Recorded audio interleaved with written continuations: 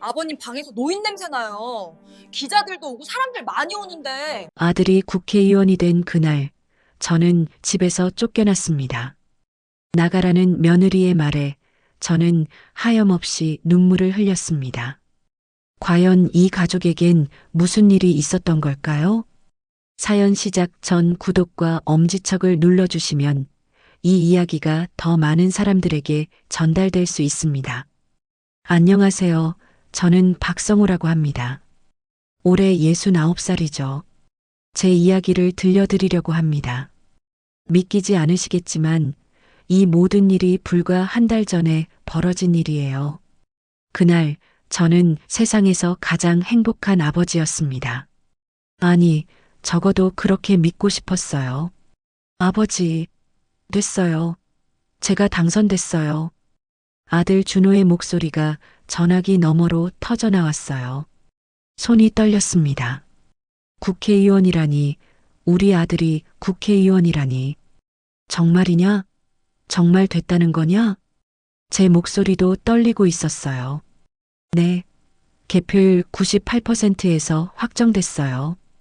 준호의 목소리엔 환희가 가득했죠. 저는 그 자리에 주저앉아 버렸습니다. 눈물이 왈칵 쏟아져 내렸어요. 고생했다, 준호야. 정말 고생 많았어. 이 순간을 위해 얼마나 많은 밤을 지새웠는지 알고 있었거든요. 준호는 제 하나뿐인 아들입니다. 아내를 일찍 보내고 저 혼자 키웠어요. 공장 노동자였던 제가 할 수 있는 건 많지 않았습니다. 그래도 아들만큼은 제대로 키우고 싶었어요. 새벽같이 일어나 공장에 나가고 밤늦게 돌아왔죠. 주말엔 경비 일을 더 했습니다. 준호의 학원비, 대학 등록금, 고시 준비 비용까지 모두 제 몫이었어요. 제 등골은 휘어졌지만 마음만은 든든했습니다. 아버지, 제가 꼭 성공해서 편하게 해드릴게요. 준호는 늘 그렇게 말했어요. 그 약속을 믿었습니다. 준호는 35세 늦깎이로 사법시험에 합격했어요. 변호사가 된 아들을 보며 저는 가슴이 벅찼습니다. 이제 아버지 고생 끝이에요. 준호는 제 손을 꼭 잡으며 말했죠. 그리고 38배 수진이라는 여자와 결혼했습니다. 판사 출신의 수진은 똑똑하고 당차 보였어요. 아버님 잘 부탁드립니다. 결혼식 날 수진의 인사는 공손했습니다. 하지만 어딘가 차가운 느낌이 있었어요. 그냥 제 기분 탓이라고 생각했죠. 퇴직 후 저는 준호 부부와 함께 살게 됐습니다. 작은 원룸에 혼자 있기엔 외로웠거든요. 아버지, 우리 집으로 오세요. 같이 사는 게 좋죠. 준호의 제안에 저는 고마웠어요. 강남의 30평대 아파트는 넓고 쾌적했습니다. 작은 방 하나를 제게 내줬죠. 처음 몇 달은 괜찮았어요. 아침마다 신문을 보고 공원을 산책했습니다. 저녁엔 준호가 돌아오길 기다렸어요. 하지만 서서히 분위기가 바뀌기 시작했습니다. 아버님, 손님 오시는데 방에 계실래요? 수진의 말투가 점점 날카로워졌어요. 식사는 간단히 드세요. 제가 바빠서요. 냉장고에 남은 반찬으로 끼니를 때우는 날이 많아졌죠. 준호에게 말하고 싶었지만 참았습니다. 아들 부부 사이를 갈라놓고 싶지 않았거든요. 조금만 참자. 나도 늙었으니 불편할 수 있지. 스스로를 다독였어요. 그러던 중 준호가 정치에 뛰어들겠다고 했습니다. 아버지, 저 국회의원에 도전해 보려고요. 정치라니, 왜 갑자기? 지역구 사람들이 저를 원해요. 한번 해보고 싶어요. 준호의 눈빛은 진지했습니다. 수진도 적극 찬성했어요. 여보, 당신은 할 수 있어요. 제가 도울게요. 둘의 대화를 들으며 저는 조금 불안했습니다. 정치는 깨끗한 세계가 아니잖아요. 하지만 아들이 원한다면 응원해야겠다고 생각했죠. 선거 운동 기간 동안 집은 전쟁터가 됐습니다. 매일 사람들이 드나들었어요. 선거 전략회의, 후원자 모임, 기자 간담회까지 저는 방 안에만 있어야 했습니다. 아버님, 오늘 중요한 손님 오시니까 조용히 계세요. 수진의 지시가 떨어지면 저는 그냥 고개를 끄덕였어요. 문 밖으론 나가지도 못했습니다. 화장실 가는 것도 눈치가 보였죠. 선거 끝나면 나아지겠지. 그렇게 스스로를 위로했습니다. 그리고 드디어 그날이 왔어요. 선거일 밤 개표 방송을 보며 저는 가슴이 터질 것 같았습니다. 박준호 후보 현재 2위와 격차 벌어지고 있습니다. 아나운서의 목소리가 들렸어요. 준호는 선거 사무소에 있었고 저는 집에서 혼자 TV를 봤죠. 당선 확실. 박준호 후보 당선 확실합니다. 그 순간 저는 소리내어 울었습니다. 해냈구나, 준호야. 정말 해냈어. 몇십 년의 고생이 주마등처럼 스쳐 지나갔어요. 이제 우리 준호도 사람답게 사는구나. 국회의원이라는 자리가 얼마나 대단한 건지 알고 있었습니다. 다음 날 아침 집은 축하 인파로 가득 찼어요. 기자들, 당 관계자들, 지역 유지들이 몰려왔습니다. 저는 방에서 나가 인사를 하려고 했어요. 축하합니다. 국회의원님. 사람들의 환호성이 거실을 가득 채웠죠. 그때였어요. 수진이 제 앞을 막아섰습니다. 아버님, 잠깐만요. 그녀의 표정은 차가웠어요. 지금 기자들 많으니까 방에 계세요. 뭐, 나도 축하 인사 좀 하려고. 필요 없어요. 나중에 하세요. 수진은 제 팔을 잡고 방 안으로 밀어 넣었습니다. 문이 닫히는 소리가 쾅 하고 울렸어요. 저는 멍하니 그 자리에 서 있었습니다. 내가 뭐 잘못한 게 있나? 가슴 한구석이 서늘해지기 시작했어요. 거실에선 여전히 축하 인사가 오가고 있었습니다. 오후 3시쯤 됐을 때 수진이 제 방문을 벌컥 열었어요. 아버님. 그녀의 목소리는 냉랭했습니다. 네. 아버님, 방 냄새 좀 나요. 냄새? 노인 냄새요. 기자들도 오고 사람들 많이 오는데 가슴이 철렁 내려앉았습니다. 오늘 안으로 방 좀 정리해 주세요. 정리라니 뭘 어떻게 정리하라는 거냐? 수지는 한숨을 쉬었어요. 아버님, 이제 준호 씨 국회의원이잖아요. 그래서 이미지 관리해야 해요. 아버님 같은 분이 여기 계시면 말끝을 흐렸지만 의미는 분명했습니다. 내가 뭐가 문제라는 거냐? 제 목소리가 떨렸어요. 문제는 아니지만 불편한 건 사실이잖아요. 준호가 그렇게 말했냐? 준호 씨도 같은 생각이에요. 말 안 하는 거죠. 그 순간 세상이 무너지는 것 같았습니다. 그럼 나보고 어디로 가라는 거냐? 그건 아버님이 알아서 하셔야죠. 수진의 눈빛엔 동정도 없었어요. 저희 집 아니에요? 아버님 집도 아니고. 그 말이 가슴 한복판을 찔렀습니다. 저는 한동안 말을 잇지 못했어요. 저희 집이 아니다. 그 말이 계속 머릿속에서 맴돌았습니다. 오늘 안으로 짐 정리하세요. 내일 아침엔 나가 계셔야 해요. 수지는 그렇게 말하고 방을 나갔어요. 문이 닫히고 저는 그 자리에 주저앉았습니다. 손이 부들부들 떨렸어요.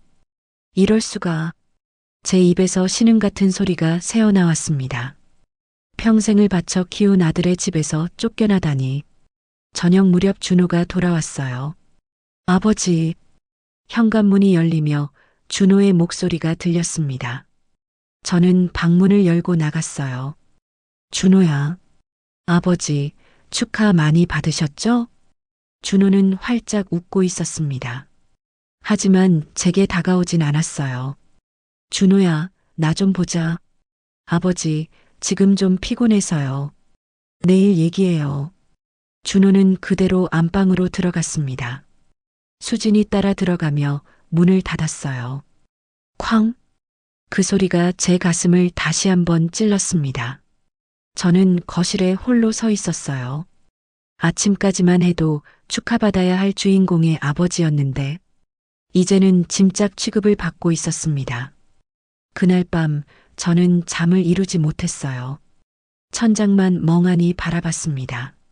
정말 나가야 하나? 준호는 정말 날 버린 건가?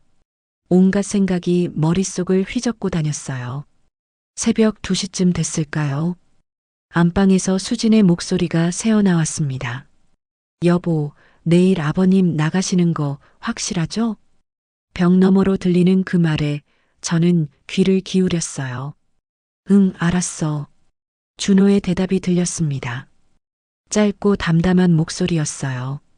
그 순간 모든 게 끝났다는 걸 알았습니다. 아들은 정말로 저를 버린 거였어요. 다음 날 아침 저는 짐을 쌌습니다. 캐리어 하나에 옷가지 몇 벌과 낡은 사진첩을 넣었어요. 준호 어릴 적 사진들이 담긴 앨범이었죠. 손이 계속 떨렸습니다. 이게 정말 내 인생의 끝인가? 현관문을 열고 나가려는데 준호가 나타났어요. 아버지, 준호야. 죄송해요. 잠시만 나가 계세요. 잠시만이 얼마나 되는데? 선거 끝나고 정신없잖아요.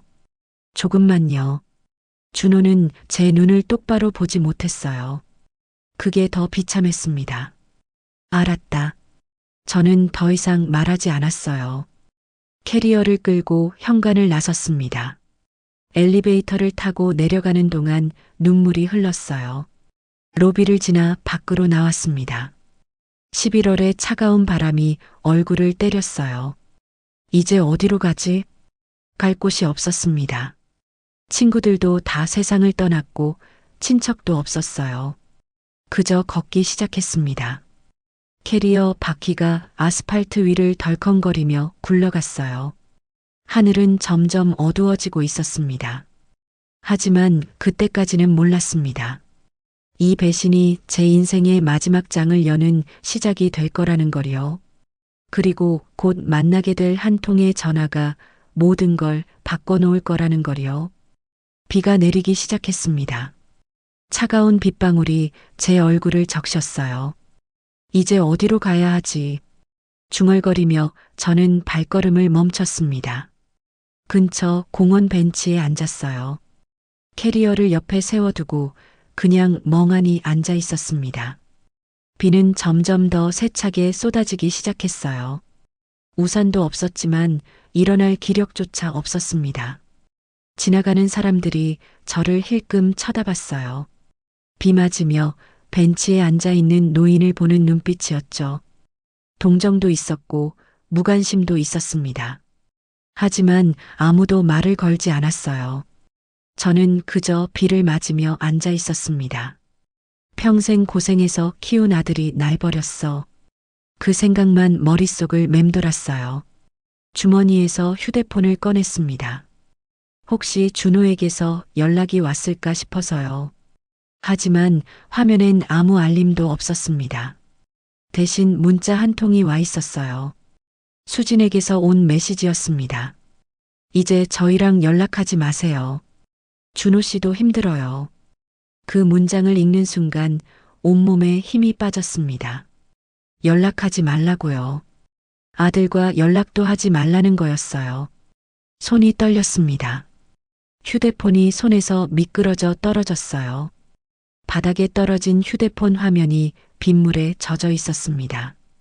저는 그걸 줍지도 않고 그냥 바라만 봤어요. 이게 내 인생의 끝인가? 69년을 살아왔는데 이렇게 끝나는 건가? 비는 계속 내렸습니다. 옷이 흠뻑 젖어 무거워졌어요. 몸이 떨렸지만 추위 때문인지 슬픔 때문인지 알 수 없었습니다. 준호야, 넌 아버지가 이렇게 된 걸 알기나 할까? 아니면 신경도 안 쓰고 있을까? 가슴이 너무 아팠어요. 한참을 그렇게 앉아 있었을 때였습니다. 휴대폰이 울렸어요. 바닥에 떨어진 휴대폰에서 진동이 울렸습니다. 저는 천천히 몸을 숙여 휴대폰을 주었어요. 화면에 김철수라는 이름이 떠 있었습니다. 옛 직장 동료였던 김 기자였어요. 20년 전 같은 공장에서 일했던 사람이죠. 그는 퇴직 후 늦깎이로 기자가 됐습니다. 지금은 인터넷 언론사에서 일하고 있었어요. 저는 떨리는 손으로 전화를 받았습니다. 여보세요. 형님, 준호 당선 축하드려요. 김 기자의 목소리는 밝고 경쾌했어요. 그게 더 쓰라렸습니다. 고맙네. 형님, 목소리가 왜 그러세요? 어디 편찮으세요? 아니야, 괜찮아. 거짓말이었어요. 하나도 괜찮지 않았습니다. 형님, 혹시 준호 의원님 인터뷰 좀 주선해 주실 수 있으세요? 김 기자의 말에 저는 씁쓸하게 웃었어요. 인터뷰라. 네, 당선 소감이랑 앞으로 계획 같은 거요. 형님이 주선해 주시면 특종감인데 말이죠. 저는 빗속에서 천천히 고개를 들었습니다. 김 기자. 네, 형님. 인터뷰 말이야. 목소리가 떨렸지만 또렷했어요. 내가 더 좋은 걸 줄 수 있을 것 같은데. 예. 무슨 말씀이세요? 그 청렴한 정치인의 진짜 얼굴 말이야. 전화기 너머로 침묵이 흘렀습니다. 형님, 무슨 일 있으세요? 김 기자의 목소리가 조심스러워졌어요. 있지. 큰일 있어. 저는 주변을 둘러봤습니다. 비는 여전히 내리고 있었고 공원엔 아무도 없었어요. 지금 어디 계세요? 제가 갈게요. 강남 올림픽공원 근처야. 알겠습니다. 30분 안에 갈게요. 거기 계세요. 전화가 끊기고 저는 휴대폰을 내려놨습니다. 정말 이러는 게 맞는 걸까? 잠시 망설여졌어요. 하지만 수진의 문자 메시지가 다시 떠올랐습니다. 이제 저희랑 연락하지 마세요. 그 차갑고 냉정한 말. 그리고 준호의 침묵. 아들은 저를 완전히 버렸어요. 그렇다면 나도 할 말이 있어. 결심이 섰습니다. 30분쯤 지났을 때 김 기자가 도착했어요. 형님. 우산을 든 그가 공원 입구로 뛰어왔습니다. 형님, 이게 무슨 일이세요? 왜 비를 맞고 계세요? 김 기자는 깜짝 놀란 표정으로 제게 우산을 씌워줬어요. 일단 따뜻한 데 가시죠. 감기 걸리시겠어요. 그는 제 팔을 붙잡고 근처 카페로 이끌었습니다. 저는 캐리어를 끌며 그를 따라갔어요. 온몸이 젖어 물이 뚝뚝 떨어졌습니다. 카페에 들어서자 따뜻한 공기가 온몸을 감쌌어요. 김 기자는 저를 구석자리에 앉히고 아메리카노 2잔을 주문했습니다. 형님, 대체 무슨 일이 있으신 거예요? 그의 눈빛에는 걱정이 가득했어요. 저는 천천히 입을 열었습니다.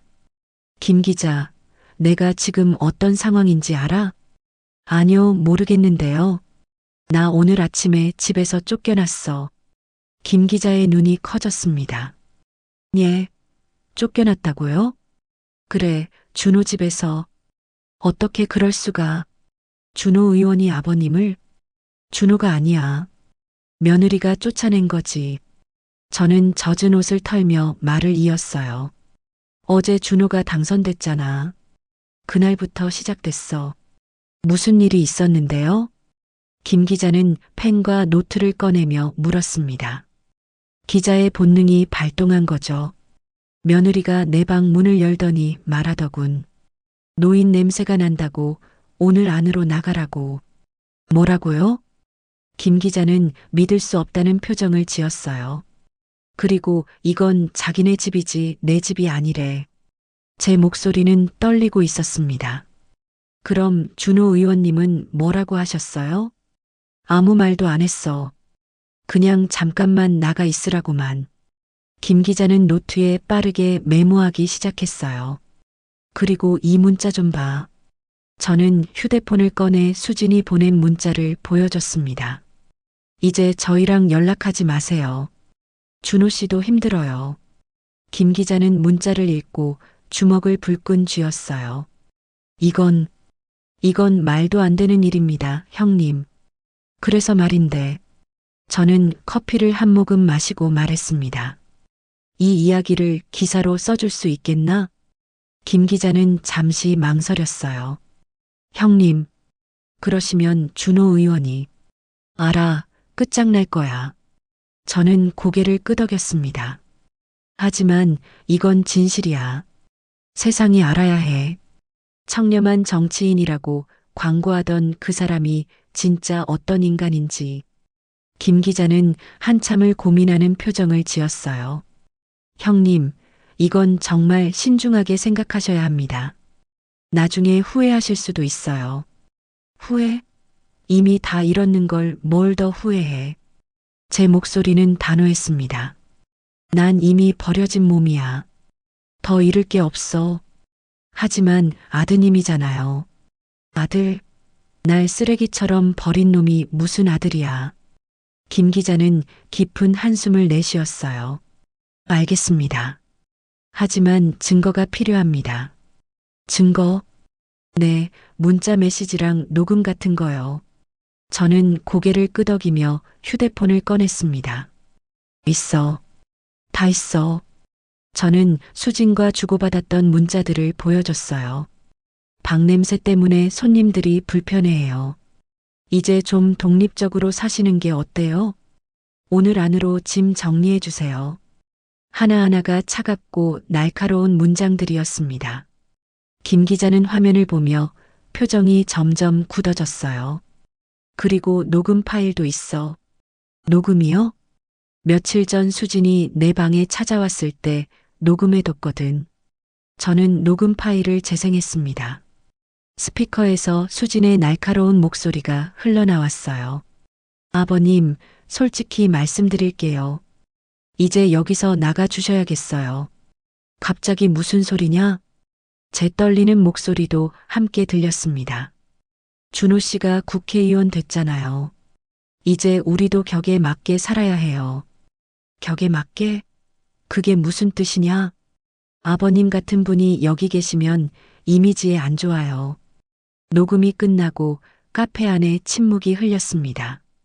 김 기자는 주먹을 쥔 채 이를 악물고 있었어요. 이건 인간이 할 짓이 아닙니다. 그렇지? 그래서 세상에 알리고 싶어. 저런 인간이 국회의원이라는 게 말이 되나? 저는 창밖을 바라봤습니다. 비는 여전히 내리고 있었어요. 형님, 이 자료들 제가 가져가도 될까요? 그래, 다 가져가. 그리고 제대로 써줘. 김 기자는 고개를 끄덕이며 노트북을 꺼냈어요. 형님 휴대폰이랑 제 노트북 연결해서 파일 복사할게요. 그래. 김 기자는 능숙한 손놀림으로 파일들을 옮기기 시작했습니다. 문자 메시지, 녹음 파일, 그리고 제가 적어뒀던 일기까지 모든 증거가 그의 노트북으로 옮겨졌어요. 형님, 이 정도면 충분합니다. 언제 기사 쓸 건가? 이틀 정도 시간 주세요. 제대로 쓰겠습니다. 김 기자의 눈빛이 결연했어요. 그리고 형님, 당분간 어디 계실 건가요? 고시원이라도 알아봐야지. 제가 괜찮은데 알아볼게요. 걱정 마세요. 김 기자는 휴대폰으로 몇 군데 전화를 걸었습니다. 네, 저 김철수 기자인데요. 방 하나 급하게 구할 수 있을까요? 10분 정도 통화한 후 그가 말했어요. 형님, 사무실 근처에 괜찮은 고시원 찾았어요. 고맙네. 지금 가실 수 있으세요? 저는 고개를 끄덕였습니다. 김 기자는 계산을 하고 우산을 펼쳤어요. 가시죠, 형님. 우리는 카페를 나와 고시원으로 향했습니다. 비는 조금씩 약해지고 있었어요. 30분쯤 걸어 도착한 고시원은 지하철역 근처에 있었습니다. 낡은 건물이었지만 깔끔해 보였어요. 여기에요, 형님. 3층으로 올라가니 복도가 나왔습니다. 어서 오세요. 고시원 주인 아주머니가 나와 인사했어요. 305 비어 있습니다. 보실래요? 방은 3평 남짓한 작은 공간이었습니다. 책상 하나, 침대 하나, 작은 옷장이 전부였어요. 하지만 저에겐 충분했습니다. 여기로 할게요. 저는 보증금과 한 달치 월세를 냈어요. 평생 모아둔 돈이 조금씩 줄어들고 있었습니다. 형님, 불편한 거 있으면 언제든 연락하세요. 김 기자는 명함을 건네며 말했어요. 고맙네, 김 기자. 정말 고마워. 아니에요. 기사는 이틀 후면 나갈 겁니다. 그때쯤이면 세상이 떠들썩해질 거예요. 김 기자는 결연한 표정으로 말했습니다. 준비되셨죠, 형님? 그럼 이미 각오했어. 김 기자가 돌아간 후 저는 침대에 앉았어요. 온몸에 힘이 빠지는 것 같았습니다. 작은 창문으로 밖을 내다봤어요. 비는 거의 그쳤고 어둠이 내리고 있었습니다. 이제 시작이구나. 준호와의 전쟁이 시작되는 거예요. 아니, 전쟁이 아니라 진실을 밝히는 일이었습니다. 주머니에서 휴대폰을 꺼냈어요. 혹시나 하는 마음에 화면을 봤지만 역시 아무 연락도 없었습니다. 준호는 여전히 침묵하고 있었어요. 좋아, 그럼 나도 할 말이 있어. 그날 밤 저는 잠들지 못했습니다. 내일부터 어떻게 될지 걱정되기도 했고 기대되기도 했어요. 새벽 3시쯤 됐을 때 창밖을 봤습니다. 비는 완전히 그쳤고 희미하게 별이 보였어요. 준호야, 곧 알게 될 거야. 내가 아버지한테 무슨 짓을 한 건지. 저는 눈을 감았습니다.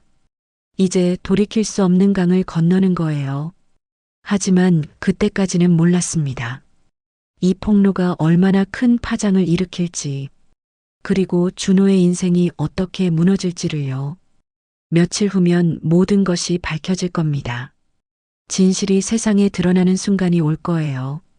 저는 그날을 기다리며 조용히 숨을 고르고 있었습니다. 이틀이 지났습니다. 저는 고시원 방에서 거의 나가지 않았어요.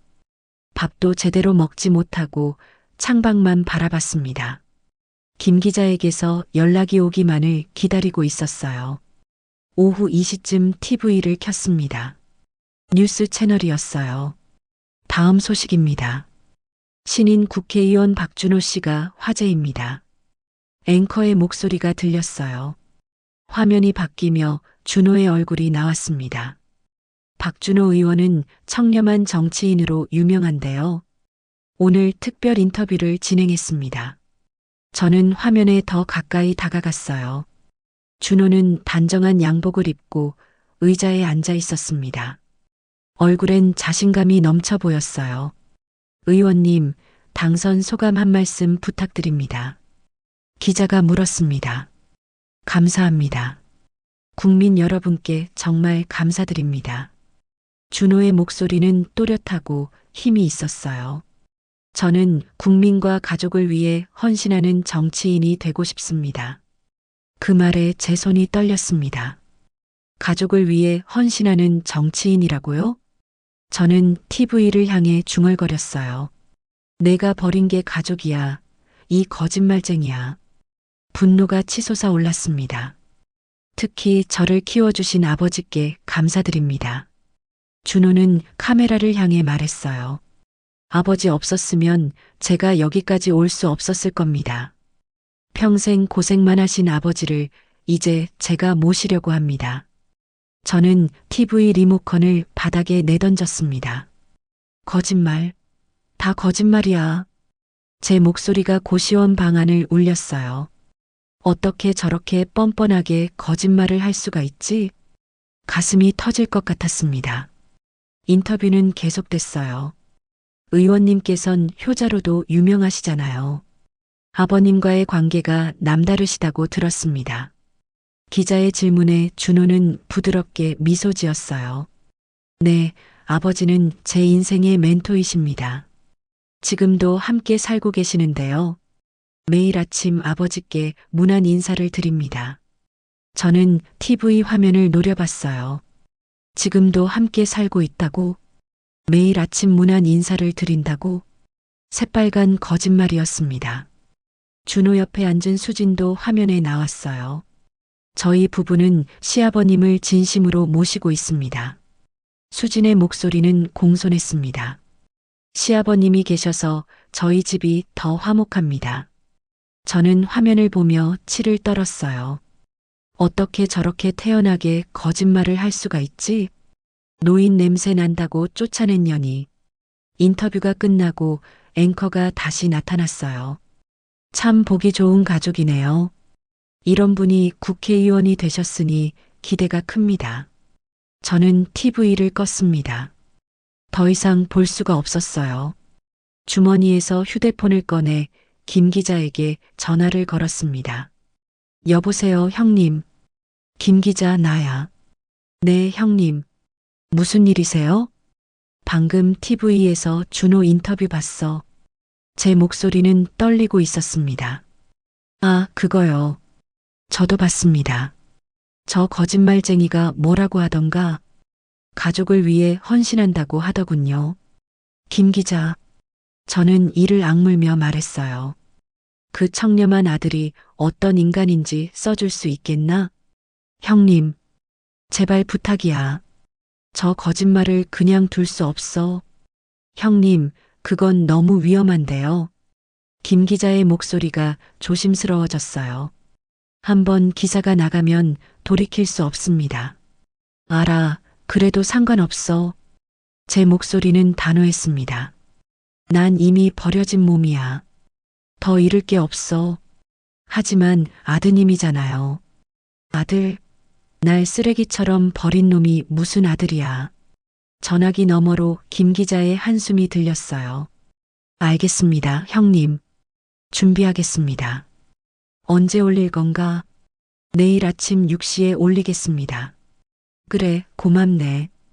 형님, 정말 후회 안 하시겠어요? 후회는 이미 하고 있어. 저런 놈을 키운 걸. 전화를 끊고 저는 창밖을 바라봤어요. 해가 지고 있었습니다.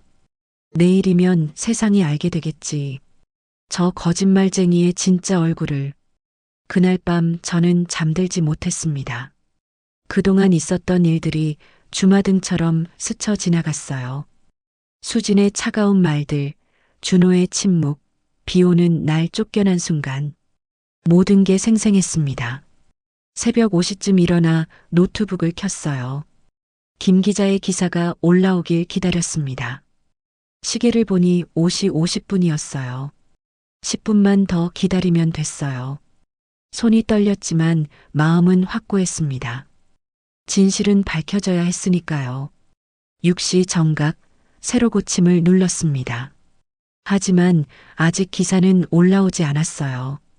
5분, 10분이 지나갔습니다. 6시 15분쯤 됐을 때 휴대폰이 울렸어요. 김 기자였습니다. 형님, 기사 올렸습니다.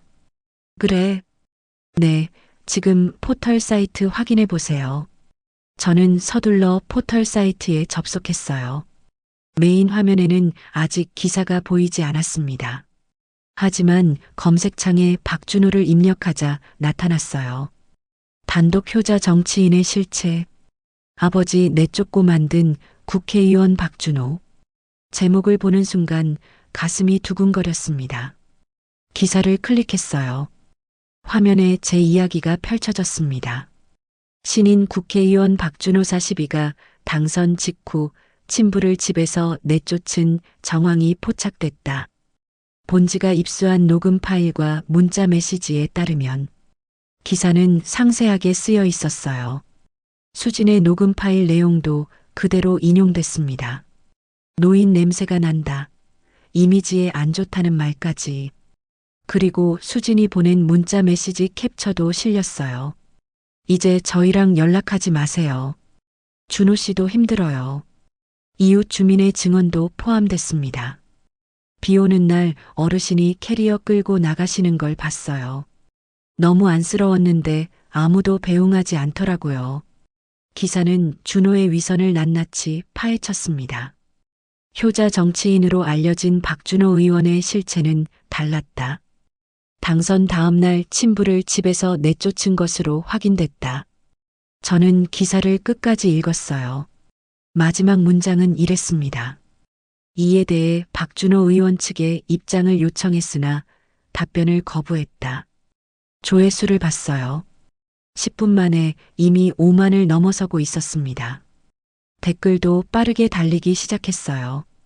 이게 사람이 할 짓인가? 국회의원 자격 없다. 당장 사퇴해라. 아버지 버린 인간이 국민을 위한다고? 어제 TV에서 가족 위해 헌신한다더니 키읔키읔 거짓말이었네. 며느리도 진짜 악독하다. 노인 냄새 난다니. 댓글은 대부분 분노로 가득했습니다. 저는 화면을 보며 복잡한 감정에 휩싸였어요. 통쾌하다는 생각도 들었지만 동시에 가슴이 아팠습니다. 결국 제 손으로 아들을 무너뜨린 거였으니까요. 휴대폰이 울렸어요. 모르는 번호였습니다. 여보세요? 아버지. 준호의 목소리였어요. 왜 전화했냐? 아버지. 이게 무슨 짓이세요? 준호의 목소리는 떨리고 있었습니다. 무슨 짓? 진실을 밝힌 것뿐이야. 진실이요? 이게 진실이라고요? 그래, 내가 날 어떻게 대했는지 세상이 알게 됐어. 아버지, 제발 기자한테 연락해서 기사 내려달라고 해주세요. 왜 내가 그래야 하는데? 저 이러다 끝장나요. 정치 생명 끝나는 거예요. 준호는 울먹이고 있었어요. 그래, 끝나는 게 맞아. 넌 자격이 없어. 아버지, 더 이상 전화하지 마라. 난 내 아버지가 아니야. 통화를 끊었습니다.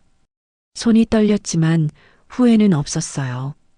오전 8시쯤 기사 조회수는 50만을 돌파했습니다. 다른 언론사들도 후속 기사를 쏟아내기 시작했어요. 박준호 의원, 효자 이미지 거짓으로 드러나. 신인 국회의원 폐륜 논란. 여야 사퇴해야. 박준호 측 사실무근 주장하지만 증거 명백. 모든 언론이 준호를 향해 비난의 화살을 쏘고 있었습니다.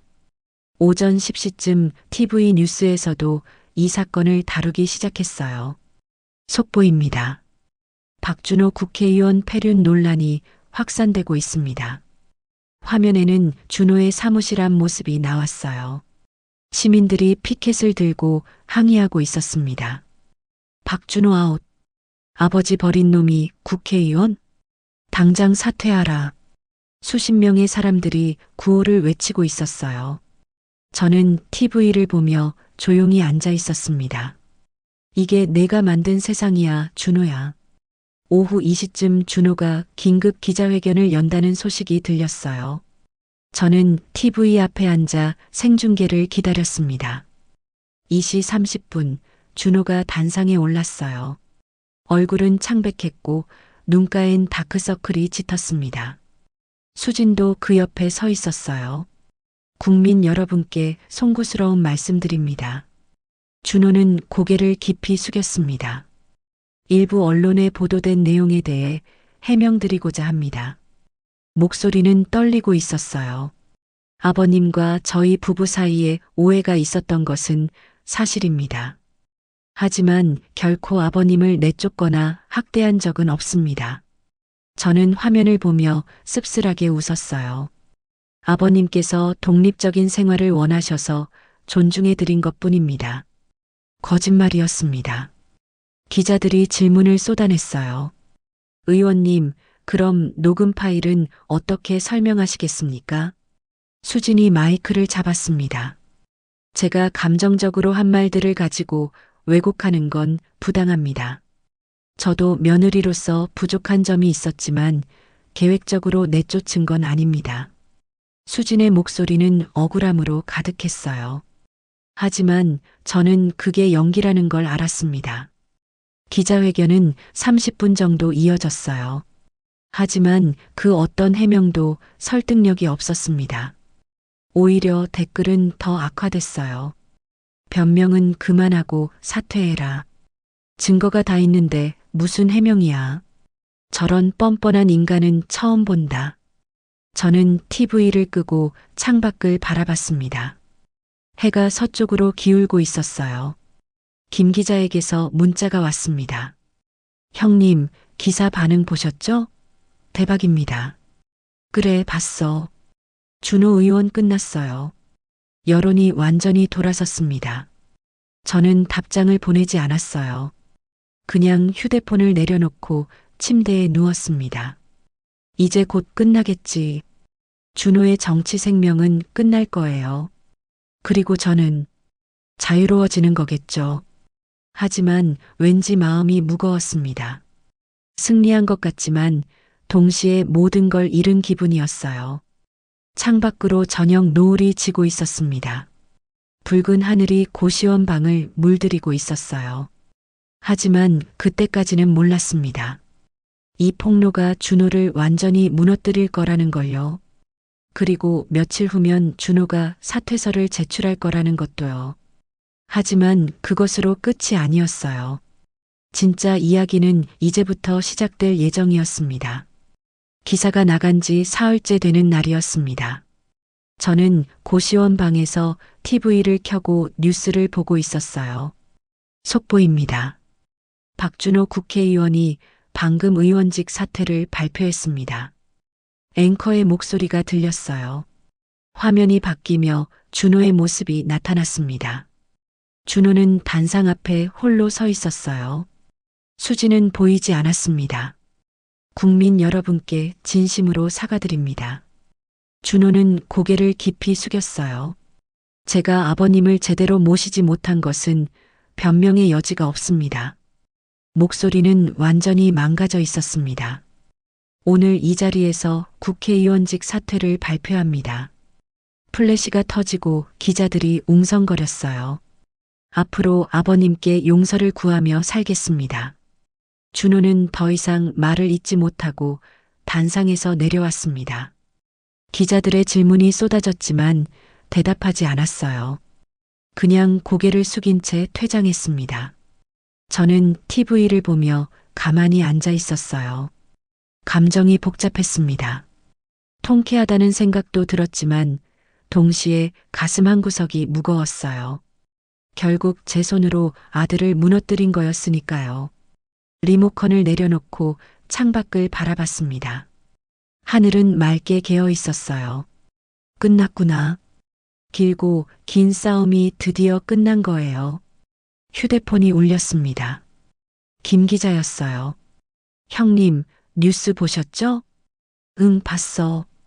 준호 의원 사퇴했습니다. 형님이 이기신 거예요. 이긴 건지 모르겠네. 제 목소리는 힘이 없었어요. 형님, 왜 그러세요? 통쾌하지 않으세요? 통쾌하진 않아. 그냥 씁쓸해. 김 기자는 잠시 침묵했습니다. 그래도 형님은 옳은 일을 하신 거예요. 진실을 밝혔잖아요. 그렇겠지.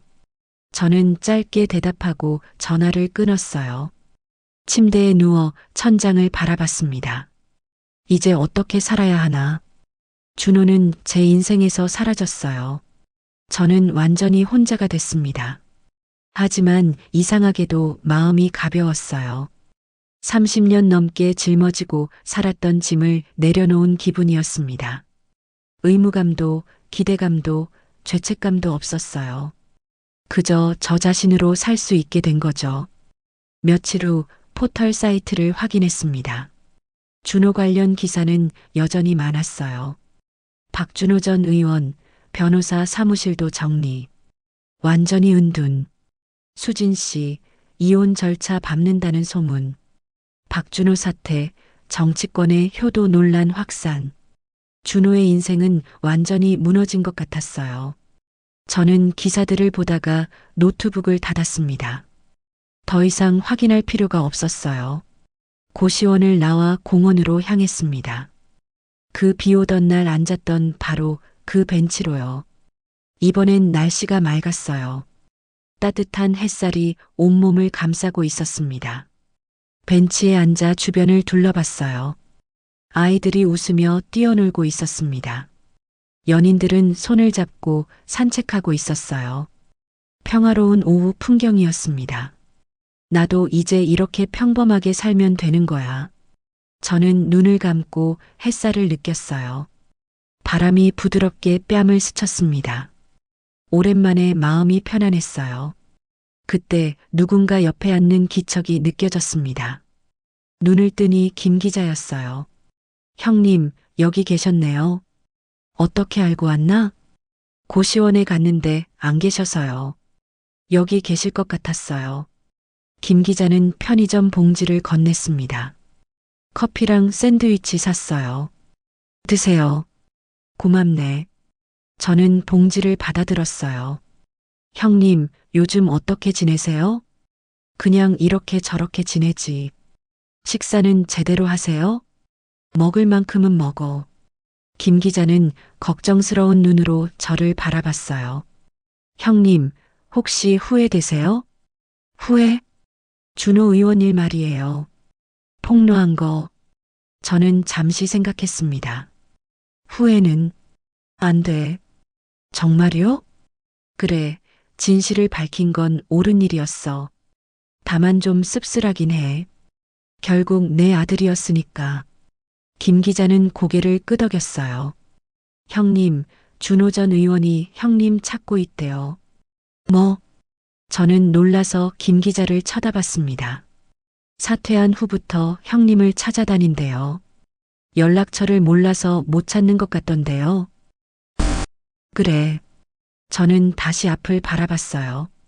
만나실 생각 없으세요? 아직은 아니야. 시간이 필요해. 알겠습니다. 김 기자는 더 이상 묻지 않았어요. 우리는 한동안 말없이 앉아 있었습니다. 형님, 앞으로 계획 있으세요? 계획이라.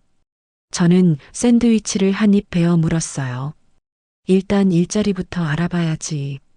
무슨 일 하실 건데요? 경비 일이라도 해야겠어. 고시원비는 벌어야 하니까. 형님, 제가 아는 분 소개해 드릴까요? 그래 줄 수 있나?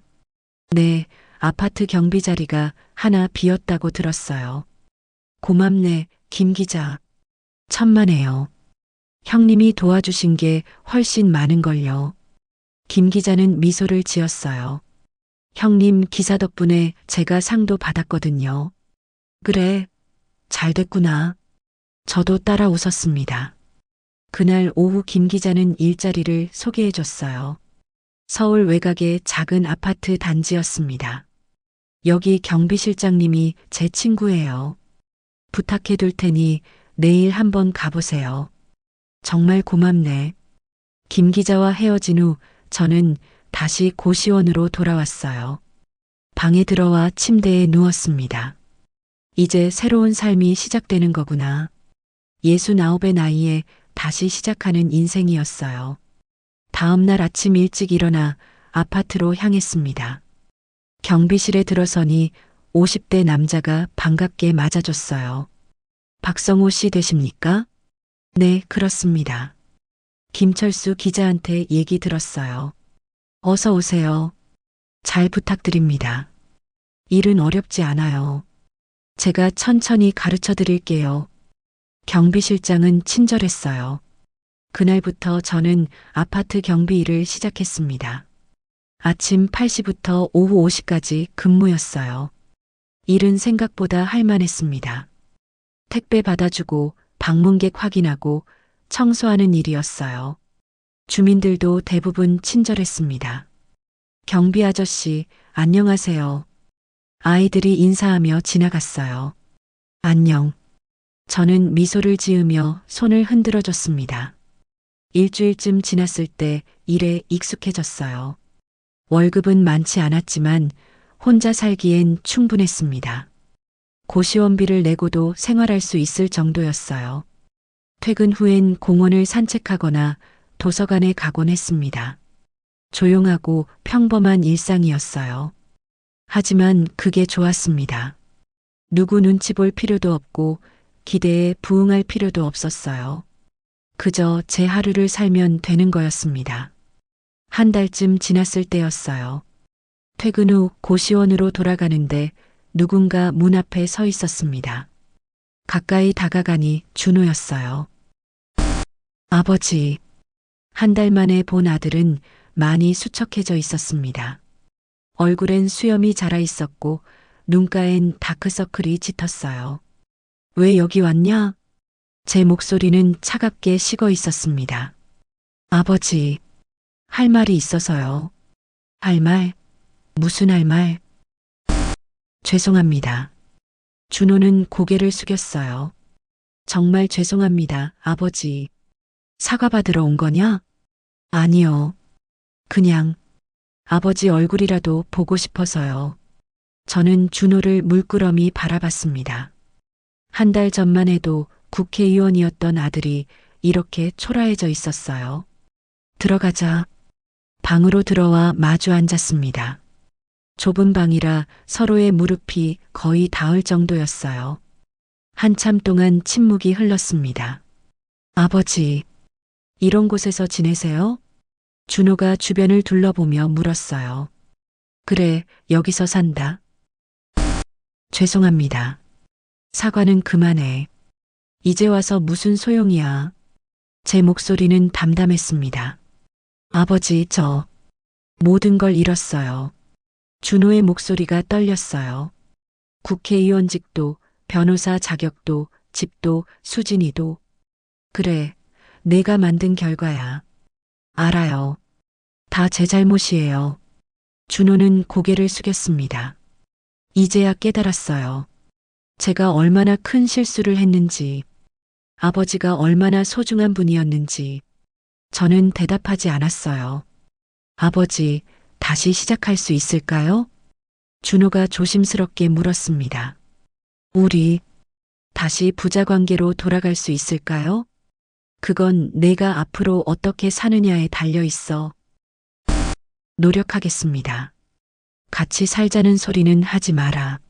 제 목소리는 단호했어요. 난 이제 혼자 사는 게 편해. 알겠습니다. 준호는 실망한 표정을 지었지만 고개를 끄덕였어요. 가끔 찾아뵈도 될까요? 그건 내 마음이야. 감사합니다, 아버지. 준호는 일어섰습니다. 그럼 다음에 다시 찾아뵙겠습니다. 그래. 준호가 문을 열고 나갔어요. 복도로 사라지는 아들의 뒷모습을 보며 저는 한숨을 내쉬었습니다. 이제 정말 끝이구나. 복수도 분노도 모든 게 끝난 거예요. 남은 건 평범한 일상뿐이었습니다. 창문을 열자 저녁 바람이 불어왔어요. 시원한 공기가 방 안을 채웠습니다. 저는 창가에 서서 하늘을 올려다봤어요. 별이 반짝이고 있었습니다. 이제야 나도 자유로워졌구나. 죄책감에서도 의무감에서도 분노에서도 자유로워졌어요. 휴대폰을 꺼내 김 기자에게 문자를 보냈습니다. 김 기자, 기사 잘 봤습니다. 통쾌하셨죠? 잠시 후 답장이 왔어요. 형님, 무슨 말씀이세요? 아, 미안. 착각했네. 저는 문자를 다시 썼습니다. 통쾌하진 않지만 정의는 좀 바로 선 것 같아요. 형님, 정말 대단하세요. 존경합니다. 김 기자의 답장을 보며 저는 미소 지었어요. 휴대폰을 내려놓고 침대에 누웠습니다. 오랜만에 마음이 편안했어요. 내일은 또 일하러 가야 하지만 그것도 나쁘지 않았습니다. 평범한 일상, 조용한 삶. 그게 제가 원하던 거였어요. 눈을 감으니 금방 잠이 왔습니다. 깊고 편안한 잠이었어요. 하지만 그때까지는 몰랐습니다. 이게 진짜 끝이 아니라는 걸요. 며칠 후 준호가 다시 찾아올 거라는 것도요. 그리고 그때부터 조금씩 관계가 회복될 거라는 것도요. 하지만 그건 다음 이야기였습니다. 지금 이 순간 저는 그저 평화로웠어요. 창밖으로 아침 햇살이 들어오고 있었습니다. 그 빛은 복수의 끝이 아니라 존엄을 되찾은 한 노인의 새 출발을 비추고 있었습니다. 며칠 후 준호는 사퇴서를 제출했습니다. 뉴스에서 그 소식을 들었어요. 박준호 전 국회의원 공식적으로 의원직 상실. 정치권, 자업자득 vs 과도한 처벌 의견 엇갈려. 저는 TV를 끄고 창밖을 바라봤습니다. 언론은 폭로자의 신원을 끝내 알아내지 못했어요. 김 기자가 철저히 비밀을 지켜준 덕분이었습니다. 하지만 준호는 알고 있었겠죠. 그건 아버지의 마지막 메시지였다는 걸요.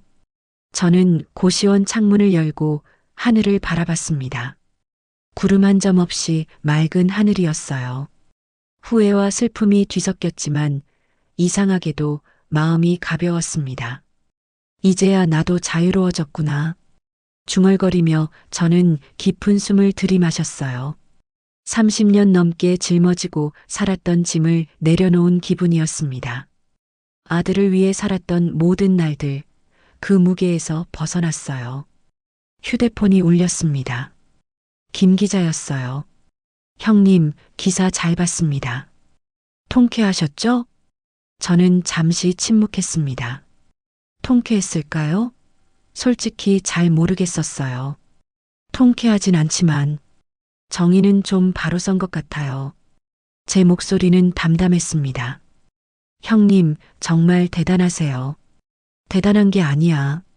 그냥 해야 할 일을 했을 뿐이지. 그래도 쉬운 결정 아니었잖아요. 그렇긴 하지. 저는 창밖을 보며 말을 이었어요. 근데 이제 끝났으니까 됐어. 형님, 앞으로 계획은? 글쎄, 그냥 하루하루 살아가는 거지.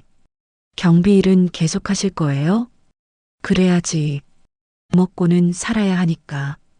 김 기자는 잠시 망설이더니 말했어요. 형님, 혹시 준호 전 의원 만나실 생각은? 아직은 아니야. 알겠습니다. 무리하지 마세요.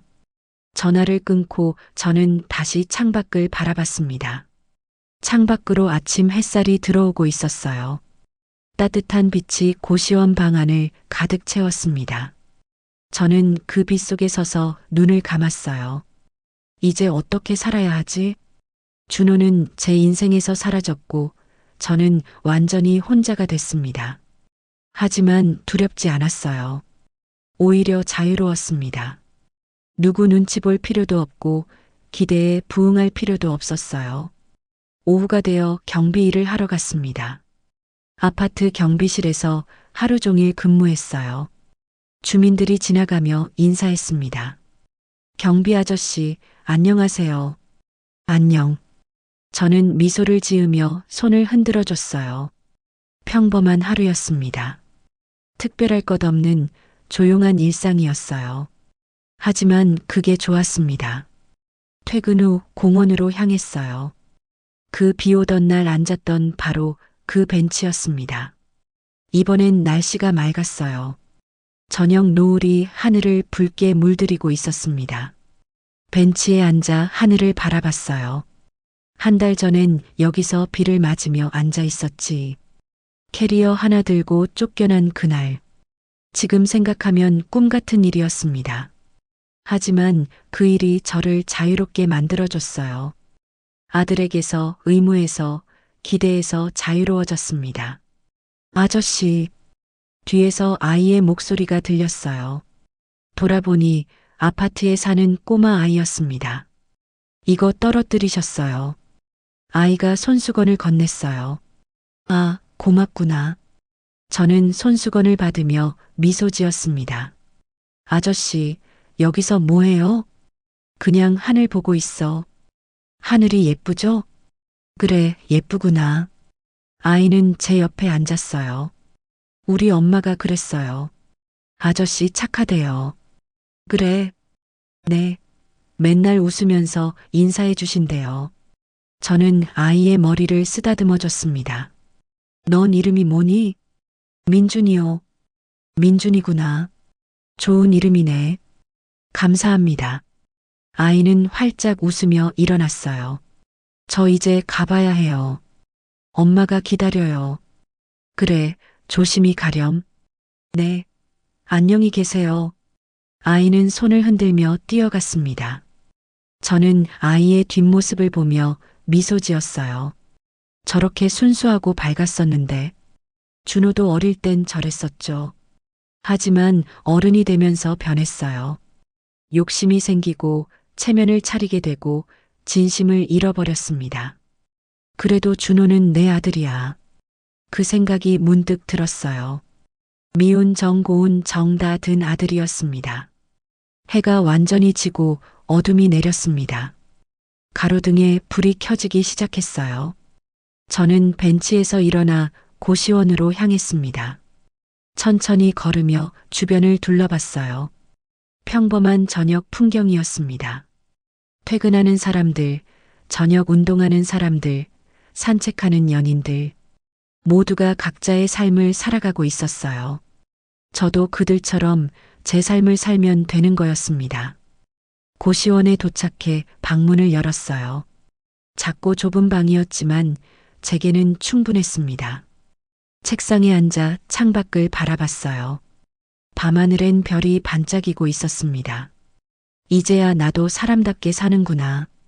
중얼거리며 저는 미소 지었어요. 준호가 국회의원이 되어 사람답게 산다고 생각했었죠.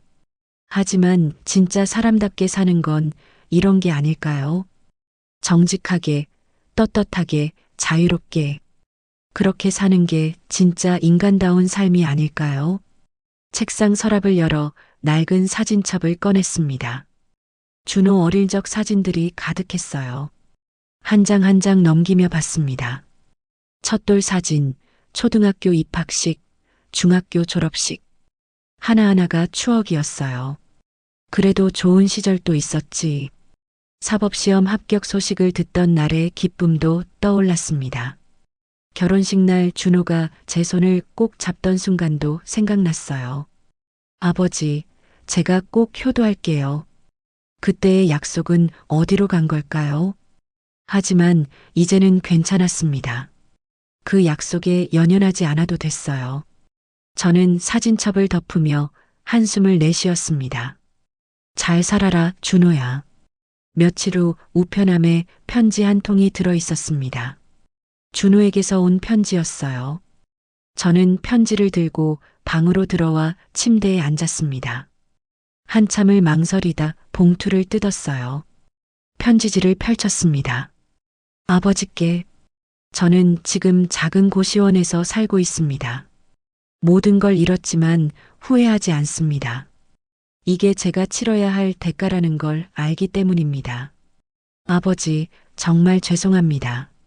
평생을 저를 위해 희생하신 아버지를 저는 쓰레기처럼 버렸습니다.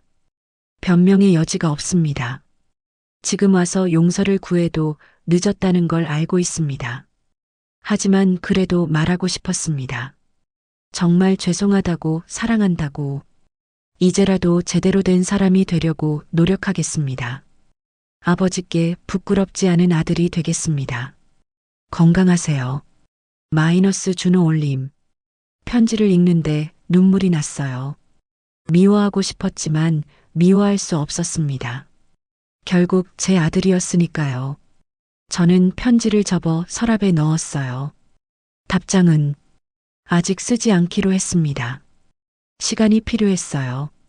준호도 저도 각자의 시간이요. 창밖을 보니 해가 떠오르고 있었습니다. 새로운 하루가 시작되고 있었어요. 저는 일어나 세수를 하고 옷을 갈아입었습니다. 오늘도 경비 일을 하러 가야 했어요. 평범한 하루, 조용한 일상. 하지만 그게 좋았습니다. 현관문을 나서는데 햇살이 따뜻하게 얼굴을 비쳤어요. 좋은 아침이네.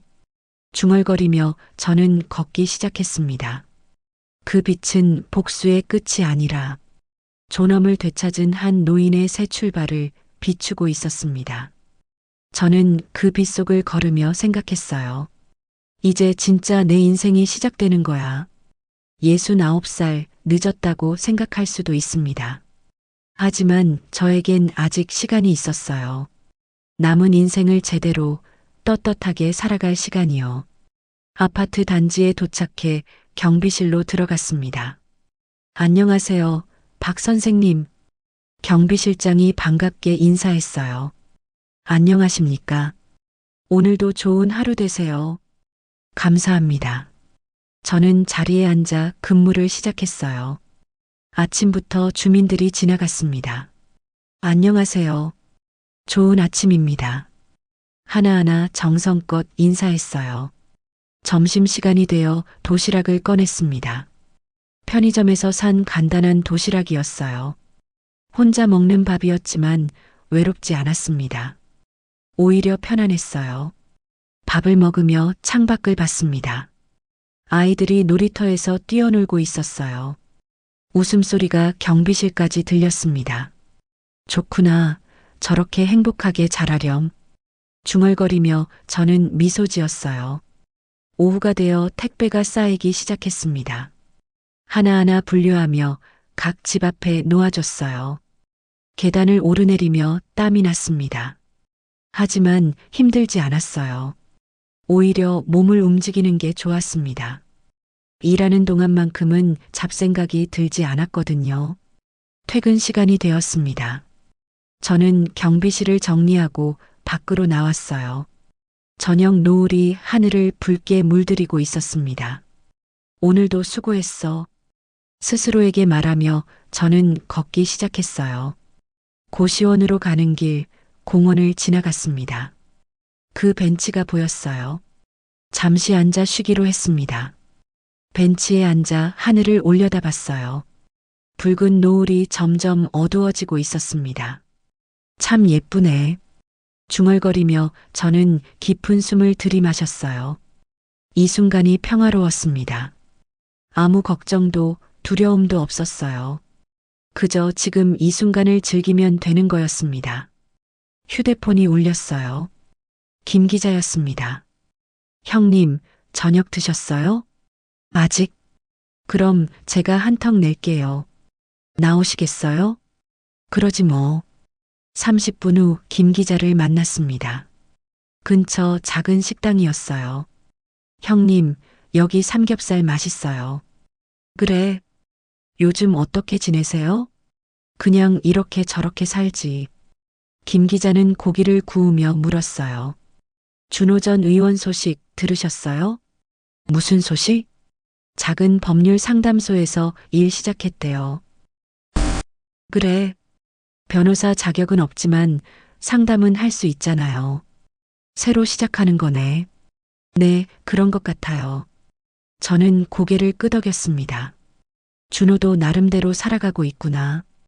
형님은 언제쯤 만나실 생각이세요? 글쎄, 아직은 잘 모르겠어. 서두르지 않으셔도 돼요. 시간이 약이니까. 그렇겠지. 우리는 고기를 먹으며 이런저런 이야기를 나눴어요. 정치 이야기, 세상 돌아가는 이야기, 일상 이야기. 편안한 시간이었습니다.